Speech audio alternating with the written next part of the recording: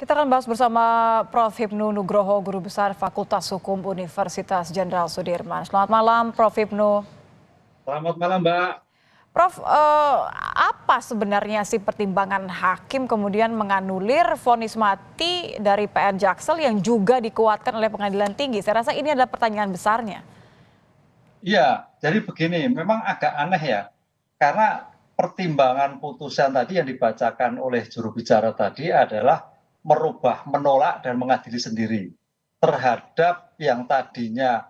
Kan gini Mbak, kita teorinya dulu, pengajuan kasasi itu ada satu cara mengadili, cara menerapkan, ataukah putusan melalui wewenangnya. Jadi memang melihat dari aspek yuridis. Jadi judek juris istilahnya kalau anak mau hukum. Kalau yang kemarin judek faksi. Nah, kalau melihat data tadi, sepertinya kok bukan juris ya, tapi fakta. Nah ini kayaknya putusan ini agak menjadikan trouble ya. Trouble artinya bertentangan sekali. Kalau memang itu bersama-sama, ada kehendak sama, berarti hukumannya tidak ringan dong. Kan gitu kan. Kan pertanyaan kemarin kan turut serta itu karena adanya suatu hubungan kekuasaan, hubungan atasan, relasi. Kan gitu kan Mbak kemarin, relasi. Betul, itu bisa relasi kuasa. karena ketakutan, relasi kuasa menjadi rendah. Tapi kan bersama-sama, berarti ada kehendak yang sama. Kalau kehendak sama berarti niatnya sama. Niatnya sama berarti hukumannya ya tinggi kan gitu. Kenapa rendah? Ini saya kira menjadi problem nanti dalam eksaminasi kita sebagai masyarakat akademisi. Oleh karena itu ya kalau seperti yang disampaikan tadi kayaknya bertentangan sekali dengan apa yang disampaikan di dalam putusannya. Sehingga lebih ke arah logika lebih baik pada PN apalagi PT menguatkan. Itu Mbak arahnya. Sehingga putusannya tetap sama. Kalau ini kan menjadikan bersama-sama tapi hukumannya dikurangkan. Aneh. Kan gitu loh. Karena di dalam bersama-sama itu berarti ada kehendak sama. Ada suatu kehendak sama, kemauan yang sama. Padahal kemauan sama itu turut serta itu kaitannya adanya terhadap suatu relasi kuasa. Oke, bahkan tadi di pernyataan sebelumnya ada salah satu faktornya adalah ada dua hakim yang kemudian memiliki dissenting opinion gitu. Anda sepakat bahwa merasa aneh ketika harusnya ini adalah sesuatu yang dilakukan bersama-sama, tapi kok kenapa justru malah dikenakan atau diringankan vonisnya? Menurut Anda kemudian apa yang terjadi di antara para hakim ini? Ya, dissenting opinion tadi 2 hakim menyatakan pidana mati, 3 hakim menyatakan seumur hidup. Jadi kalau kita ambil pilihan suara, menang yang seumur hidup. Kan itu Mbak. Oleh karena itu suatu yang sangat menarik sekali perubahan hukuman ini. Gitu. Tapi begini Mbak, itu kalau kita lihat keadilan. Kalau kita lihat dalam suatu aspek hukum murni, kan hukuman yang bisa realistis ya hukuman seumur hidup. Artinya apa? Bisa dieksekusi. Kan itu. Kan hukum itu harus selesai. Pertanyaannya Mbak, kalau pidana mati, kapan eksekusi mati? Indonesia itu ada ratusan pidana mati, tapi tidak dieksekusi. Tidak mati-mati Mbak, khusus narkotika ini juga. Tapi kalau seumur hidup, bisa langsung dieksekusi. Artinya dalam aspek hukum selesai.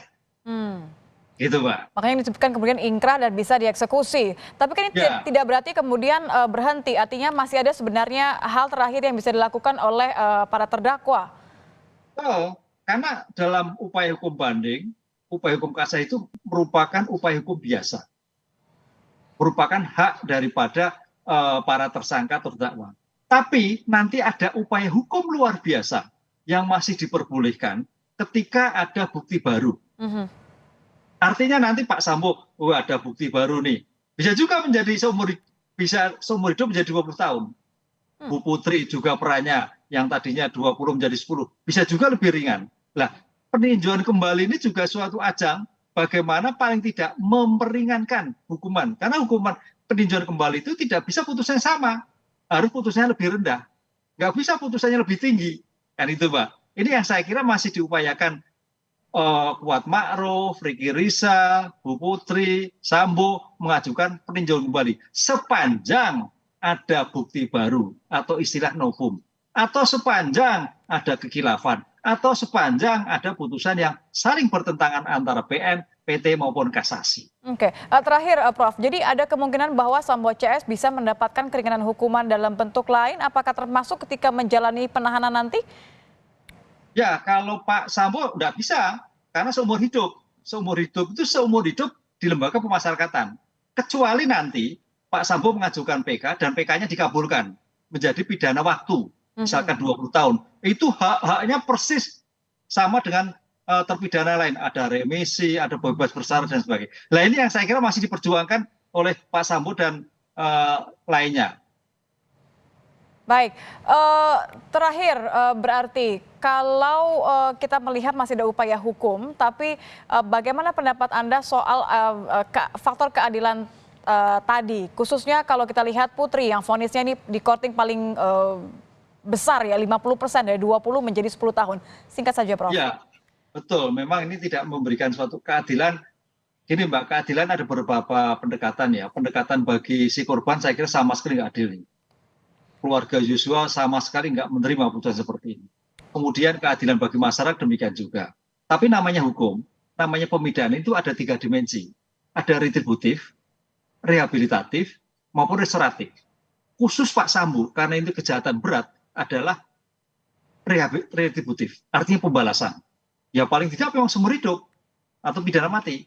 Tapi yang lain kalau bisa rehabilitatif. Saya melihatnya artinya apa? Oh Bu Putri punya anak, punya keluarga.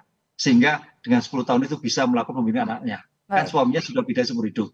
Demikian Kuat Ma'ruf, demikian Rizky Rizal masih bisa berbaik ke depan untuk menjalani kehidupannya. Ini baik. yang kadang-kadang pertimbangan pemidana itu ada 3 kemungkinan tadi.